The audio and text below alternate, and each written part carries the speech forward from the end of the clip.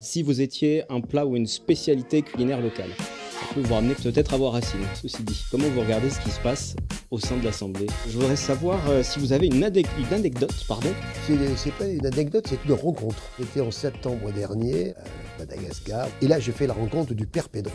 Alors là, je vous dis, j'ai vécu un moment exceptionnel. Et bah, ça tombe pour moi. Très bien. Michel Laugier, sénateur des Yvelines depuis 2017, ancien maire de Montigny-le-Bretonneux, ancien président de 50 ans en Yvelines, aussi journaliste de formation, journaliste local et puis acteur engagé dans les grands projets du territoire yvelinois. Ce n'est pas sa première venue dans le café politique, il était l'invité du tout premier numéro de l'émission, c'était en 2014. Il venait alors d'être élu président de la communauté d'agglomération de Saint-Quentin. Bonjour Michel Laugier. Bonjour. C'est un retour aux sources. Mais c'est toujours avec plaisir, hein. C'est toujours un plaisir. On avait débuté avec vous. Tout à fait, je me souviens bien de cette émission. En 2014, c'est à l'extérieur cette fois-ci. À l'extérieur, oui, dans un autre format. Dans un établissement, un restaurant de Montigny-le-Bretonneux. C'est ça, tout à fait. On va débuter cette émission par une série de questions rapides. Votre premier souvenir journalistique marquant? Oh, tout simplement, c'est mon premier papier que j'ai écrit pour une agence de presse. C'était un match de basket à Franconville. Un titre de chanson ou de livre qui représente votre vision de la politique? Ah, de la politique, donc je pensais ma vision de la vie, ma philosophie de la vie. La philosophie de la vie, on peut adapter la question. Alors tout de suite, sans aucune discussion, c'est Marcel Pagnol. Pourquoi Marcel Pagnol? Parce que je trouve que, déjà, c'est par rapport à mes racines provençales, qui s'entendent encore. Hein. Qui s'entendent encore un petit peu. Et surtout parce que, bon, je trouve qu'il décrit le monde qui était autour de lui avec, j'allais dire, une authenticité extraordinaire, avec des mots simples mais pleins de profondeur. Vous avez un parcours assez riche, puisque je disais tout à l'heure journaliste, ensuite engagé en politique avec les différentes fonctions. On ne va pas revenir sur tout votre parcours, on l'a souvent fait ici sur cette antenne. Tout de même, carrière marquée par le journalisme, vous avez débuté dans les années 80. En quoi cette expérience influence aujourd'hui votre regard sur la politique et peut-être aussi sur votre façon de communiquer, votre rapport aux médias?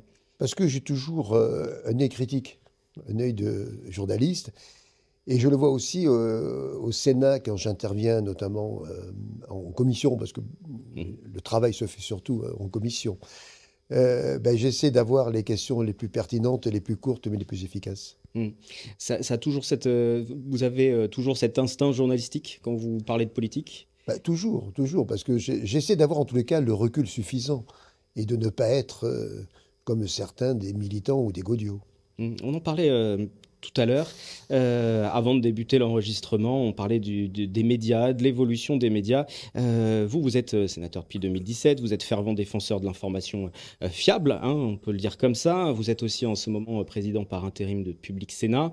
Quel regard vous portez sur l'évolution de l'information, en tout cas de la façon dont elle est retranscrite? Nous sommes dans un monde en pleine mutation, et c'est vrai que la presse, telle que je la connaissais, telle que je la pratiquais aussi, au début de ma carrière, n'est plus du tout la même. Aujourd'hui, il y a des concurrences énormes. Aujourd'hui, il y a surtout le poids des réseaux sociaux. Et beaucoup de personnes ont du mal à faire la différence entre une véritable information traitée par un journaliste professionnel, avec non pas des informations, mais de la désinformation qui circule aujourd'hui sur les réseaux. On peut faire n'importe quoi. En plus, l'arrivée de l'IA, l'intelligence artificielle, fait qu'aujourd'hui, n'importe qui peut tout à fait trafiquer, ou alors peut se sentir très très fort et très intelligent. C'est pas ça. Une véritable information, c'est une information qui est vérifiée. Et vous le savez très bien, vous êtes journaliste depuis longtemps sur cette chaîne de télévision, qu'une information doit être vérifiée. Et puis surtout, c'est vous qui portez la responsabilité. Or, quand on est caché derrière un pseudonyme sur un réseau, eh bien, je veux dire, personne n'assume quoi que ce soit. Alors que quand une information paraît est publiée dans un journal ou qu'elle est diffusée sur une radio, une chaîne de télévision, eh bien celle-ci, elle a une véritable valeur pour moi. Mais si on prend le public, le grand public, les auditeurs, pour eux, il y a une défiance, c'est le mot, hein, il y a une défiance envers l'information. Les journalistes mentent, les journalistes sont à la botte du pouvoir. Je ne pense pas. Je ne pense pas. Moi, je crois que surtout qu'aujourd'hui, beaucoup de personnes, enfin les auditeurs en tout cas, ou les téléspectateurs, avec les chaînes info par exemple, ont du mal à faire la différence entre un journaliste, un éditorialiste et des intervenants sur les chaînes. Il y a des personnes qui viennent et qui sont invitées, je veux dire, qui ne sont experts en rien et qui pensent détenir toute la vérité. Sauf que certaines personnes pensent qu'elles ont appris quelque chose, alors que c'est pas ça du tout. C'est pas ça du tout. Donc aujourd'hui, l'information est mêlée. C'est pour ça que moi je suis vraiment un ferveur partisan d'avoir une véritable éducation aux médias au niveau scolaire. On parle de l'éducation sexuelle, très bien, sauf qu'il faut aussi une éducation aux médias. Ça va trop vite. Les enfants sont tous sur des tablettes aujourd'hui. D'ailleurs, c'est même les politiques aujourd'hui qui font des actions en leur proposant des tablettes pour accompagner aujourd'hui tous les enseignements. Mais il faut aussi que dans cet enseignement, on ait aussi cette façon de décrypter l'information et de savoir où est la vraie, où est la fausse. De par votre fonction de sénateur, c'est ainsi que vous avez récupéré cette présidence par intérim à Public Sénat, chaîne plus institutionnelle, chaîne aussi, dans le cadre de la renumérotation des chaînes de la TNT, remonte un petit peu, qui fait suite à la disparition notamment de C8, remonte un petit peu et vous êtes plutôt satisfait parce que ça va mieux exposer cette chaîne et cette chaîne peut servir aussi de moyen d'information plus fiable auprès du grand public, de réconcilier peut-être le grand public avec une information plus fiable et puis de permettre un lien, renouer aussi un lien entre les politiques et les citoyens. Bah, déjà, c'est une chaîne qui fait ce boulot-là. On va fêter cette année les 25 ans de Public Sénat. Donc ça fait 25 ans déjà que l'on essaie. Alors on s'améliore au fur et à mesure. Il y a de beaux moyens qui sont donnés. Il y a un budget assez conséquent. Et donc on essaie justement de mettre à portée de tout le monde tout le travail parlementaire et expliquer comment les choses se font. Le Sénat, quand même, est la chambre des territoires et sur Public Sénat, on doit retrouver ces territoires. C'est pour ça qu'il y a des émissions où on suit les sénateurs sur leur terrain de prédilection, dans leur province, etc. Donc on fait tout ça. Et après, il y a cette éducation-là, les questions quand on a des questions au gouvernement, il y a toujours la suite qui est donnée pour qu'on explique vraiment la motivation de la question, et même les ministres viennent aussi pour répondre. Donc on essaie d'avoir cet ancrage-là, et surtout un ancrage local, parce que je crois que ce qui est important, c'est que c'est pas Paris qui décide tout. Aujourd'hui, on est un territoire, et il faut aussi penser, on est un territoire ultramarin. Hein.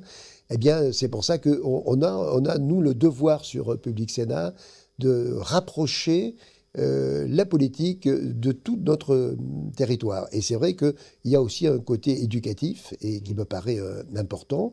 Et c'est pour ça que aussi, comme vous le faites ici aussi sur cette chaîne, dont j'ai été aussi administrateur pendant de nombreuses années, vous avez aussi tout ce travail. Il y a ce qu'on voit à l'antenne, et ensuite il y a tout ce que vous faites vivre à travers les réseaux, les podcasts, etc.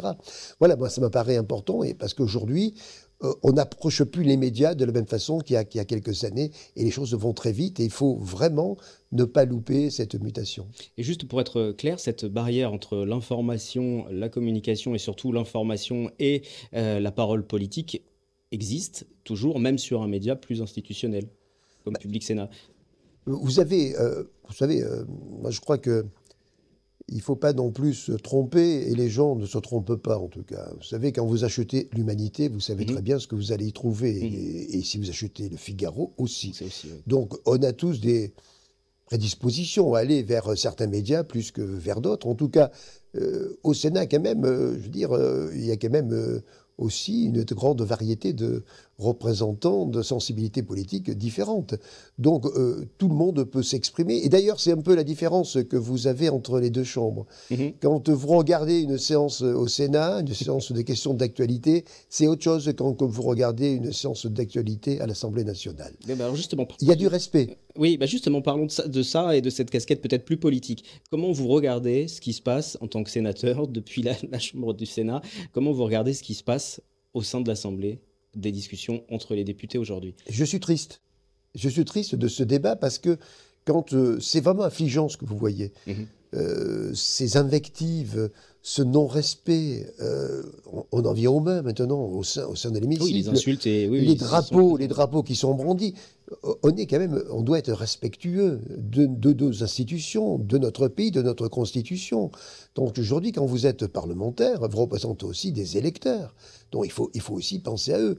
Simplement, la différence, c'est que au Sénat, la plupart des sénateurs ont eu des responsabilités locales. Mhm. Ils ont tous été à la tête d'un exécutif, bien souvent maire, président d'un département, d'une intercommunalité, d'une région. Parce que c'était encore possible, avant qu'il y ait le non-cumul des Attendez, mandats non, aussi, ben, hein. vous savez, après vous faites des choix. Sauf que avant d'être élu sénateur, vous êtes élu Oui, quand vous même pouvez par aussi, les bien grands sûr. Oui, oui, électeurs. bien sûr. Et je veux dire, Vous pouvez et aussi en être principe, avant. les grands électeurs confient plutôt à des personnes expérimentées Oui, le soin de les représenter au sein du Sénat. Donc c'est pour ça que je vous dis, oui, c'est vrai. il y a déjà des personnes qui ont eu des responsabilités. Et vous savez, au niveau local, on se respecte. Vous le voyez bien, on peut avoir des débats, on n'a pas forcément les mêmes idées, les mêmes objectifs, mais au moins il y a du respect entre les uns et les autres. Et donc, c'est ce que vous retrouvez au Sénat, mais pas du tout à l'Assemblée. L'Assemblée, vous avez, bon, vous savez, c'est en fonction des vagues, hein, en Mhm. fonction des vagues politiques, eh ben, vous avez des représentants qui arrivent là, qui n'ont aucune expérience et surtout qui ne sont pas rattachés à un territoire. Vous avez des personnes qui n'ont jamais mis les pieds, mais pourtant, allez, on les propulse simplement avec une étiquette, vous êtes élu.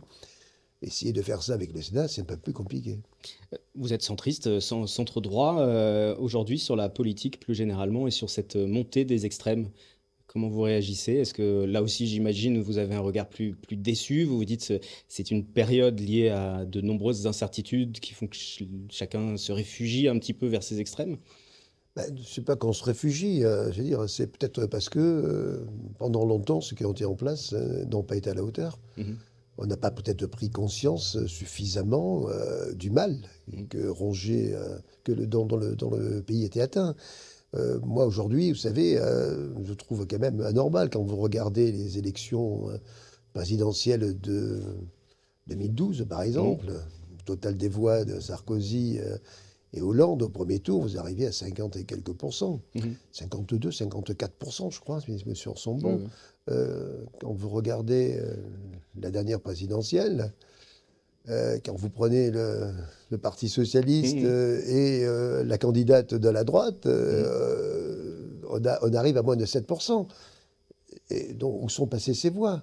Où sont passées ces voix? Donc, je veux dire, on en a perdu en route, peut-être parce qu'on n'a pas été à la hauteur, parce qu'on n'a pas eu le discours, ou peut-être parce qu'on était muselé par la peur des uns et des autres, et le politiquement correct, tout simplement. Donc, je crois que avant nous avions la possibilité eh bien, d'avoir une alternance politique. Aujourd'hui, regardez bien, même tout le bloc central, Mhm. qui part, Qui est très large.